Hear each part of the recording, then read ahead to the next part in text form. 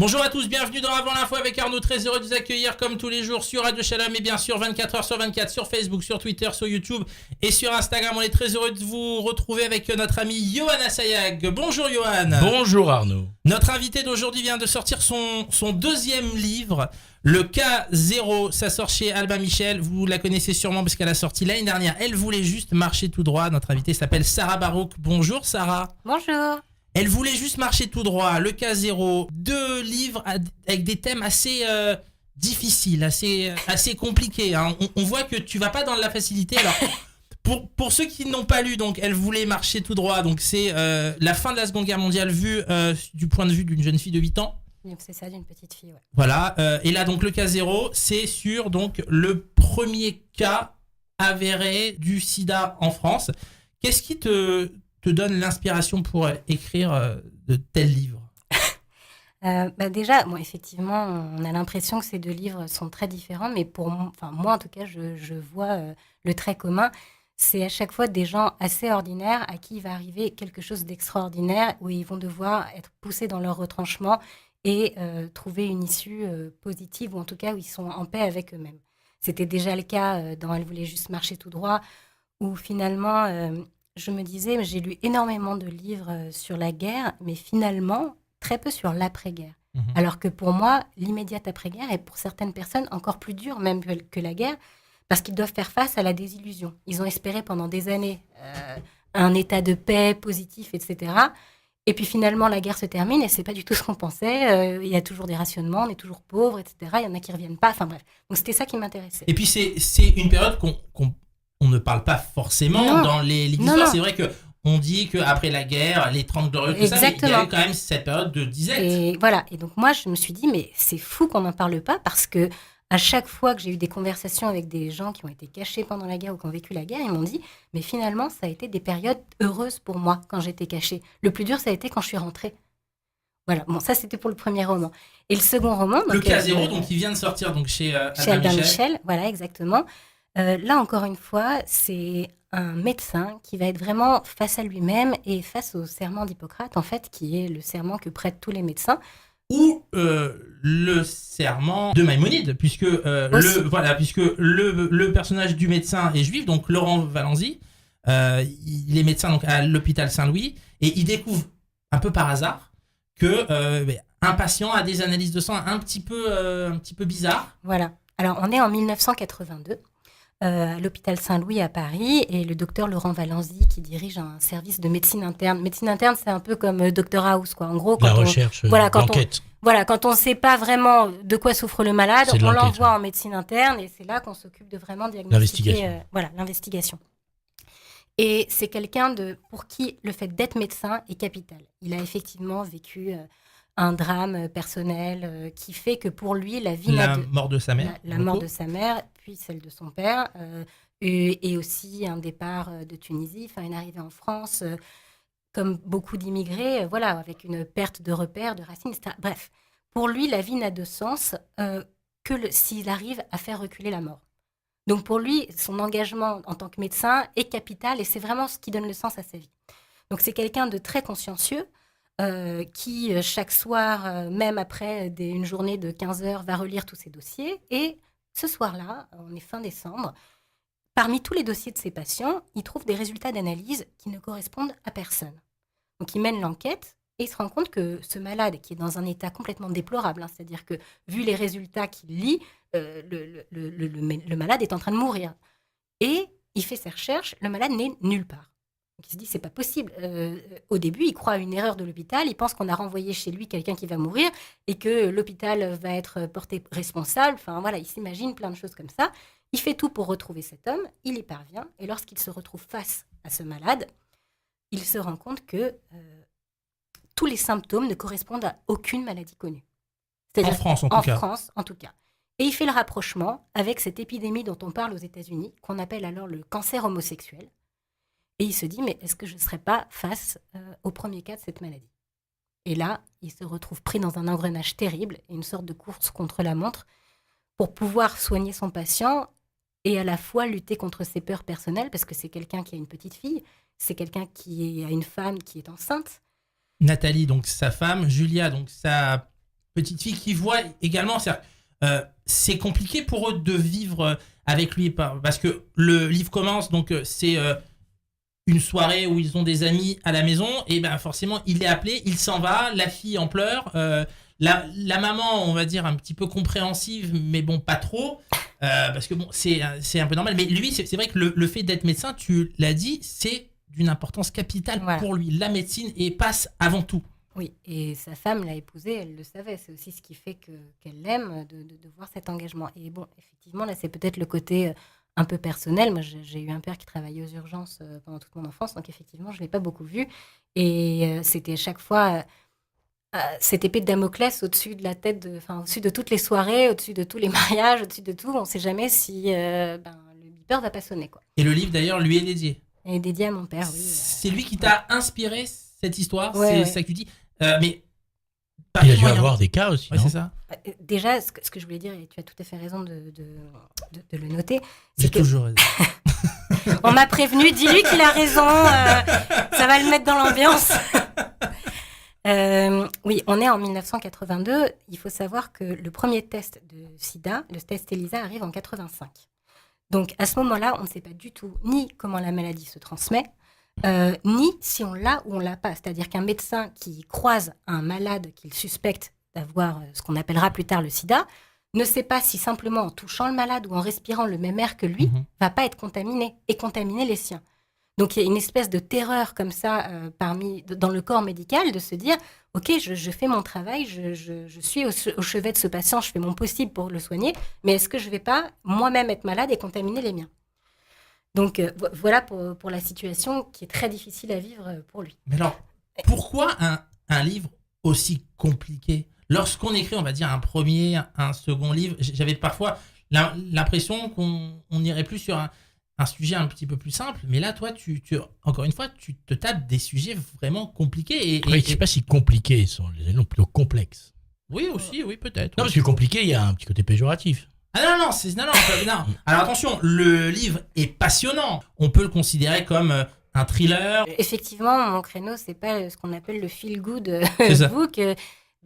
Après, moi, je trouve que l'existence a une forme de gravité et que si on l'aborde pas dans la littérature, il y a peut-être des questions qu'on ne se pose pas. Et moi, ce que j'ai aimé dans mes lectures, c'est effectivement me poser des questions que je m'étais pas posées avant. D'ailleurs, bizarrement, je trouve que autant les feel-good movies marchent très bien au cinéma, autant les feel-good books, il y a moins d'intérêt littéraire dans un livre où tout serait rose. Alors qu'en film, c'est ce qui marche le mieux. On le voit avec Intouchable, on le voit avec d'autres. Et encore, Intouchable est aussi un sujet complexe. C'est un sujet grave. Enfin, voilà, moi, je sais que les histoires qui me touchent dans la vie, que ce soit au cinéma, que ce soit dans les livres, c'est quand il y a une forme de gravité. Voilà. Et puis, enfin, les plus gros vendeurs sont ceux qui écrivent des thrillers, Guillaume Musso, Minier, alors après, Marc Lévy. J'ai pas forcément voulu écrire un thriller. Il se trouve que pour cette histoire, il fallait une urgence. C'est-à-dire que si mon médecin, il a 1 an devant lui pour prendre sa décision, est-ce que je le soigne, est-ce que je le soigne pas ? Bon, voilà quoi. Là, c'est soit il le soigne, soit il va mourir. Et d'ailleurs, le livre se passe sur 4 jours, donc c'est vraiment, on est dans l'urgence absolue. Il y a une urgence, il y a un danger de mort, et lui-même, il va lui arriver beaucoup de choses à ce médecin, à Laurent Valenzi. Mais voilà, ça prend la forme d'un thriller parce que c'est l'histoire qui veut ça.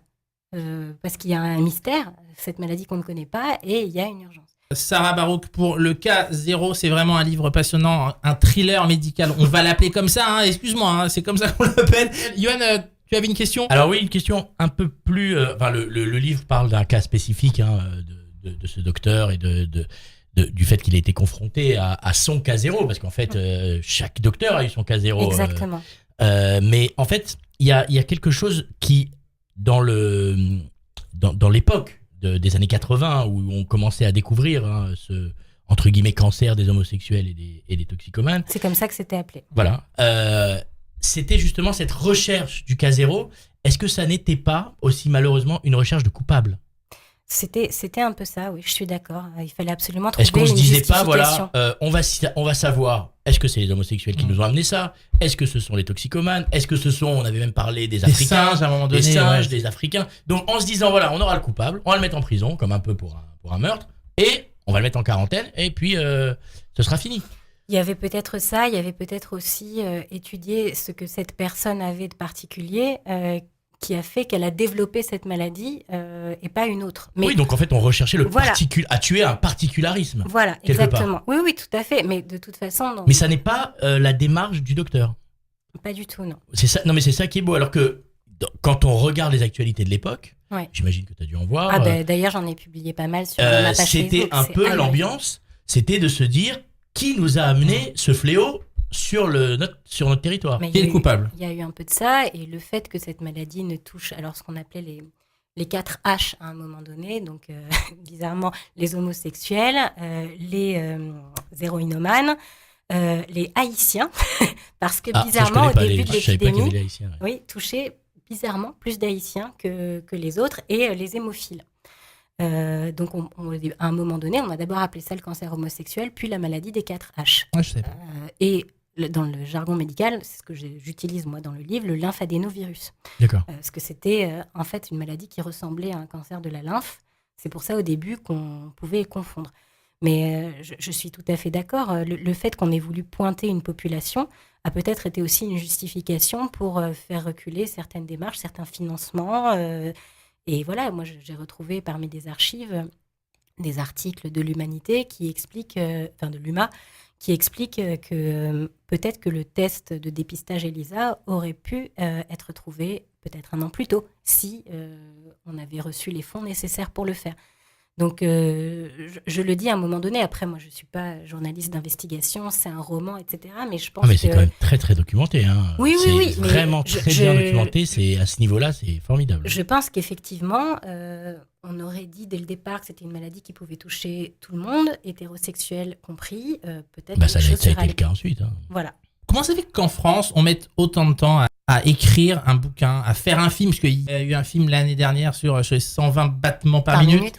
Alors qu'aux États-Unis, c'est un sujet qu'ils ont pris à bras-le-corps, on va dire, dans la culture depuis bien longtemps. Il y a eu Philadelphia en 1993, il y a eu des séries...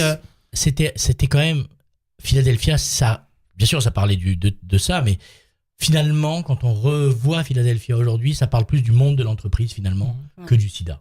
Le sida est un peu un prétexte dans le film. Ça aurait pu être le sida comme ça aurait pu être autre chose. Oui, la stigmatisation de la différence. Quoi. La différence. Mais ils ont quand même choisi le sida. Oui, bien sûr, mais disons que ça reste... c'est vraiment à l'américaine. Ça veut dire que ça reste quand même quelqu'un qui a vraiment les moyens, qui a les moyens de se soigner à l'époque, qui a beaucoup de choses et qui en plus va pointer du doigt sa compagnie. Donc ça n'est pas... par contre, des films qui ont été faits récemment, comme Dallas Buyers Club, où là on voit vraiment des gens qui sont désemparés et on voit vraiment une vraie représentation de la communauté homosexuelle de l'époque. Oui, et moi, alors, j'ai adoré ce film, la question n'est pas là, moi, mais par exemple, je trouve que la médecin, puisque c'est une femme dans ce film, justement, pour moi, elle prend les choses extrêmement simplement. Alors que les médecins étaient eux aussi terrorisés à ce moment-là. Oui, mais il n'y a pas de jugement. Non, il n'y a pas du tout. Non, voilà, dans Philadelphia, on parle du jugement. Voilà. Du fait qu'on juge la personne en tant qu'homosexuel. Alors que Philadelphia, c'était un exemple. Hein, c'était vraiment tu dis que l'Amérique a pris les choses à bras-le-corps il y a 20 ans. Elle les a pas vraiment pris. Parce que l'Amérique n'a pas encore fait 120 battements par minute, qui lui est quand même beaucoup plus représentatif de ces années. Non, mais vous avez tous les deux en fait raison. Moi, souvent le on l'a dit. J'ai raison. Oui, mais je le vois même pour la promotion, c'est un sujet difficile à aborder dans les médias en France. C'est compliqué d'aller sur des plateaux aujourd'hui. Oui. Même pour toi. Pour parler de ça. Oui, bien sûr. Pour parler du sida, pour parler de la situation des années 80. Aujourd'hui, c'est compliqué. Et je suis même effarée de voir à quel point les journalistes ne s'y intéressent même plus. C'est même pas qu'ils veulent pas en parler. C'est-à-dire que j'ai lu, par exemple, j'ai fait connaître les résultats d'une étude IFOP qui a été faite l'année dernière, où on se rend compte qu'il y a à peu près 19% des 15-24 ans qui pensent que la pilule du lendemain protège du sida. Ah oui, d'accord. Donc des chiffres, non mais ahurissants, hein, à peu près le même taux qui pense que ça peut s'attraper sur la cuvette des toilettes publiques, 30% des 18-24 ans qui ne veulent absolument pas travailler avec un séropositif parce qu'ils ont peur d'attraper la maladie. Enfin, des résultats qu'on ne pensait pas possibles il y a 10 ans. Et la plupart des journalistes avec lesquels j'en ai parlé ignoraient même cette étude.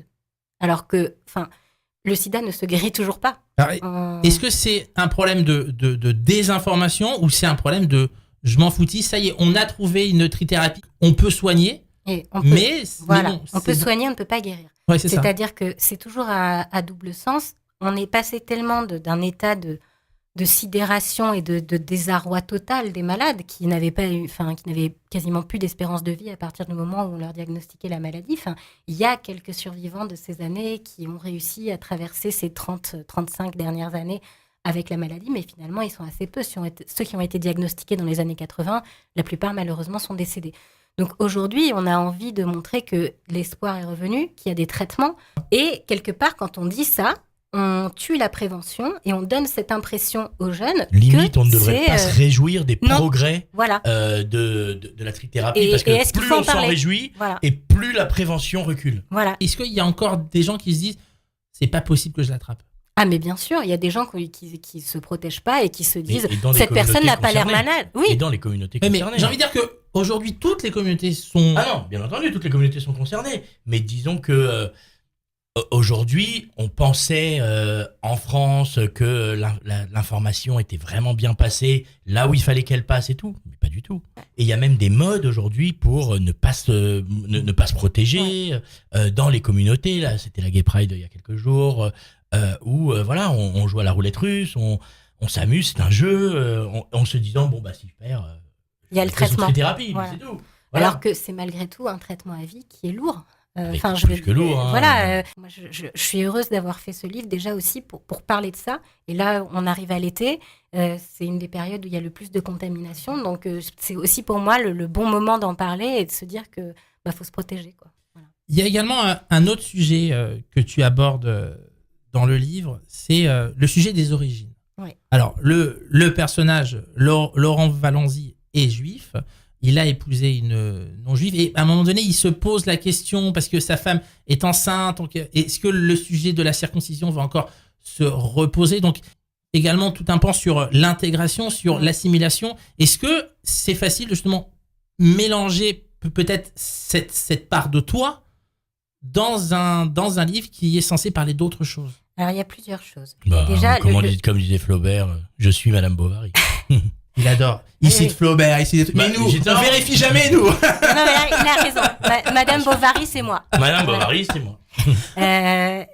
C'est un livre pour moi sur la transmission. Ça a été vraiment ça le fil directeur. Après, moi, je pars du principe, et je ne veux pas me prendre pour Flaubert, mais plus on est dans la singularité, dans la particularité, plus on devient large. C'est-à-dire que finalement, ce personnage dont la famille vient de Tunisie, etc., ça va parler à une communauté juive immigrée, mais ça va parler aussi à d'autres communautés immigrées. Et il y a aussi autre chose. Donc, mon médecin s'appelle Laurent Valenzy, il est juif d'origine tunisienne, et le malade s'appelle Ali Ben Youssef, et il est également tunisien, de la même ville que Laurent, mais il est musulman. Et je voulais qu'à un moment donné, on arrête sans arrêt d'opposer juifs et musulmans et que finalement, ces deux personnages sont face à quelque chose qui est beaucoup plus fort que leurs origines, qui est la maladie et la mort. Et que finalement, ça met tout le monde d'accord. Arnaud a parlé de justement qui se pose la question à un moment de la circoncision, oui, non et tout. La circoncision, on sait que ça a été un des, entre guillemets, remèdes. Enfin, une prévention, en tout cas. Prévention en Afrique et qui a sauvé énormément de gens. Est-ce que tu l'as fait de façon... tu en as parlé de façon... instinctive ou ça avait un rapport Non, ça je l'ai pas. J'en ai parlé de façon assez instinctive. Enfin, pour moi, ça fait encore partie aujourd'hui des questions que les couples mixtes se posent. Et bien sûr. Dans le cas précis, pour le sida, puisque justement il soigne un des premiers cas, le fait de circoncire ou pas son fils, c'est important dans ce cas-là. Oui, tout à fait. Autre que de religieux, quoi. C'est l'analyse de Yoann. Voilà. C'est sans y penser. Non, mais. Oui, mais sûrement façon, quand inconsciemment. Tu n'es pas venu pour rien. Voilà, inconsciemment, c'est vrai que. Tout à fait. Mais après, c'est vrai que moi, quand j'écris, je ne peux pas écrire plusieurs histoires en même temps. Je m'immerge vraiment complètement. Et il y a un moment donné où peut-être qu'il y a des choses qui ressortent aussi malgré moi. Malgré toi. Exactement. Donc, oui. J'imagine que tu as été dans les hôpitaux, tu as rencontré des malades. J'imagine qu'il y a encore des malades qui sont dans des cas très avancés. J'ai rencontré des médecins, des malades. J'ai lu des livres de chercheurs, notamment Françoise Barré-Sinoussi, qui faisait partie de l'équipe qui a identifié le virus. J'ai lu beaucoup de livres comme ça de médecins et qui racontaient ces années. Et je me disais, mais personne n'a parlé, enfin en tout cas moi je n'ai pas vu de livre ni de film sur le point de vue des équipes médicales. Je recherche le titre du livre. C'était un livre qui est sorti il y a 4-5 ans, mais c'était pas spécifiquement sur le sida, mais sur les années 80, les années Palace.